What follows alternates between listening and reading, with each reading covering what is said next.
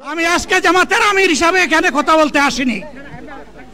আমি এসেছি বাংলাদেশের 18 কোটি মানুষের একজন হয়ে কথা বলতে।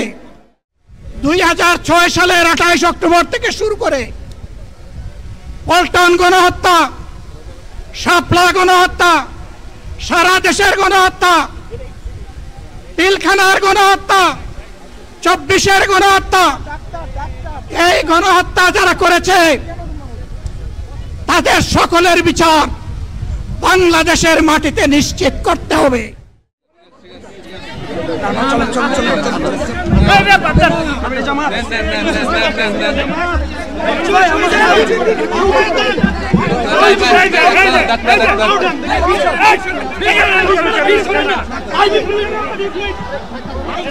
আপনারা নিজ নিজ জায়গায় অবস্থান করুন।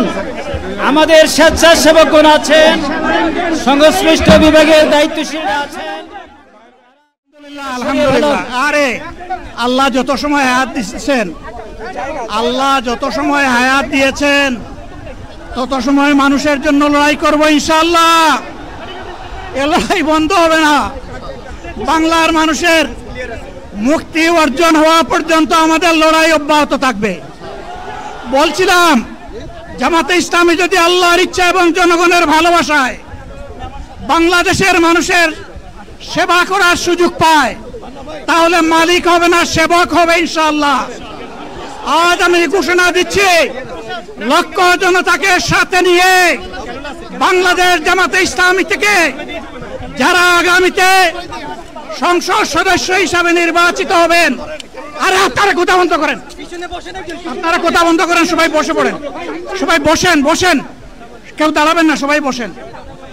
যদি আল্লাহর ইচ্ছায় জনগণের ভালোবাসায় বাংলাদেশ জামাতে ইসলামী থেকে সংসদ সদস্যরা নির্বাচিত হয়ে সরকার গঠন করেন তাহলে কোনো এমপি, কোনো মন্ত্রী আগামীতে সরকার কিন্তু প্লট গ্রহণ করবে না। কোনো এমপি এবং কোনো মন্ত্রী ট্যাক্সবিহীন কোনো গাড়ি চড়বে না। কোনো এমপি এবং কোনো মন্ত্রী তার নিজের হাতে কোনো টাকা চালাচালি করবে না। কোনো এমপি এবং কোনো মন্ত্রী যদি তার নির্দিষ্ট কোনো কাজের জন্য বরাদ্দ পেয়ে থাকেন, কাজ শেষ হওয়ার সাথে সাথে বাংলাদেশের 18 কোটি মানুষের কাছে তারা তার প্রতিবেদন তুলে ধরতে বাধ্য হবে। সম্মানিত বন্ধুগণ, চাঁদা আমরা নিব না, দুর্নীতি আমরা করব না, চাঁদা আমরা নিতে দেব না, দুর্নীতি আমরা সহ্য করব না। এই বাংলাদেশটাই আমরা দেখতে চাই। যুবকদেরকে আমরা স্পষ্ট ভাষায় বলতে চাই, বন্ধুগণ তোমাদের সাথে আমরা আছি। আমি আজকে জামাতের আমির হিসাবে এখানে কথা বলতে আসিনি। আমি এসেছি বাংলাদেশের 18 কোটি মানুষের একজন হয়ে কথা বলতে। আমি শিশুদের বন্ধু, আমি যুবকদের ভাই, আমি বয়স্কদের সহযোদ্ধা, আমার বোনদের আমি ভাই। সুতরাং তাদের মুক্তির জন্যই আমি দায়িত্ব নিয়ে আজকে এখানে দাঁড়িয়েছিলাম। আল্লাহর ইচ্ছা শরীর আমাকে সাময়িকভাবে সহযোগিতা করে নাই, এটাও আল্লাহর ইচ্ছা যে এখন আল্লাহ আমাকে কথা বলার সুযোগ দিচ্ছেন। আমি বলতে চাই, বাংলাদেশের নির্দিষ্ট কোন শ্রেণীর মুক্তির জন্য আমাদের এই লড়াই নয়। রাস্তার একজন পরিচ্ছন্নতা কর্মী, চা বাগানের একজন শ্রমিক, রক্ত পানি করে ঘাম জড়ানো আমার একজন রিক্সা চালক ভাই মাঠে ময়দানে বাংলাদেশের মানুষের মুখে যারা এক মুঠো ভাত তুলে দিতে চায়, আমার সেই কৃষক বন্ধুটি, আমি তাদের হয়ে আজকে এখানে কথা বলতে এসেছি। আমি কোন অভিজাত শ্রেণীর হয়ে এখানে কথা বলতে আসিনি। আল্লাহ তাআলার অশেষ মেহেরবানি, আজীবন সকল রক্ত চক্ষুকে উপেক্ষা করেছি, জেল জুলুমের পরোয়া করি নাই। আমার আফসোস 24 সালে জাতিকে মুক্তি দিতে গিয়ে যারা জীবন দিয়ে শহীদ হলো, আমি তাদের একজন হতে পারলাম না। আপনাদের কাছে দোয়া চাই, ইনসাফের ভিত্তিতে একটি দেশ গড়ে তোলার জন্য আগামীতে যে লড়াই হবে, আমার আল্লাহ যেন সেই লড়াইয়ে আমাকে একজন শহীদ হিসাবে কবুল করেন। সম্মানিত বন্ধুগণ,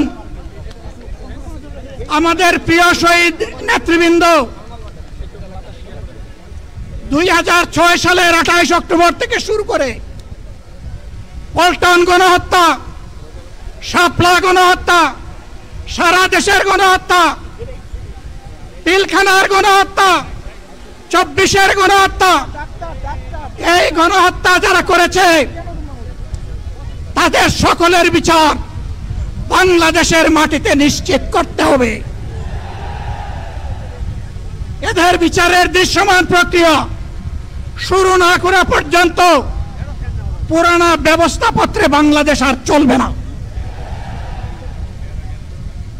এতগুলো মানুষ এমনি এমনি জীবন দেয় নাই, জীবন দিয়েছে জাতির মুক্তির জন্য। আমি আজকে জামাতের আমির হিসাবে এখানে কথা বলতে আসিনি। আমি এসেছি বাংলাদেশের 18 কোটি মানুষের একজন হয়ে কথা বলতে। আমি শিশুদের বন্ধু, আমি যুবকদের ভাই, আমি বয়স্কদের সহযোদ্ধা, আমার বোনদের আমি ভাই। সুতরাং তাদের মুক্তির জন্যই আমি দায়িত্ব নিয়ে আজকে এখানে দাঁড়িয়েছিলাম।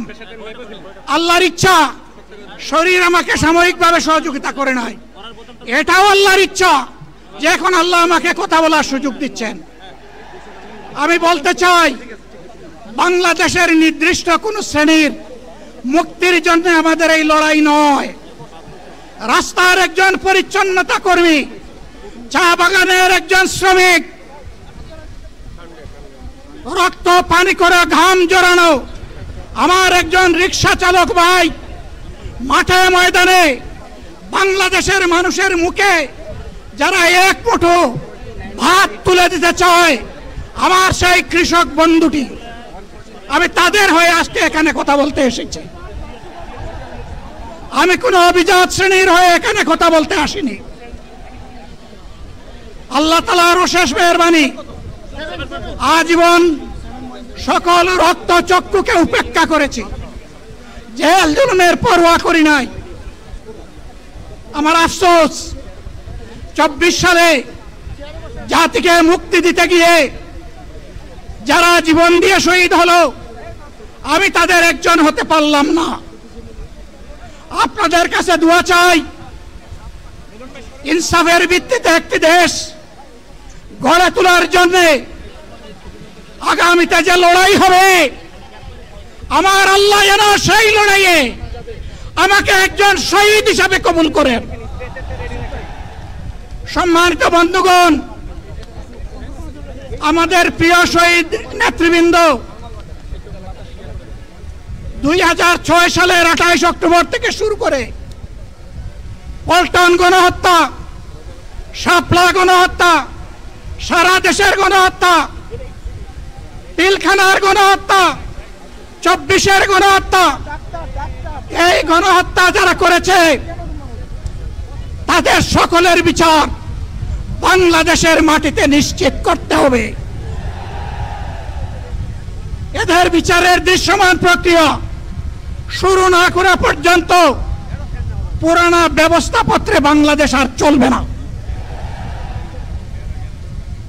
এতগুলো মানুষ এমনি এমনি জীবন দেয় নাই,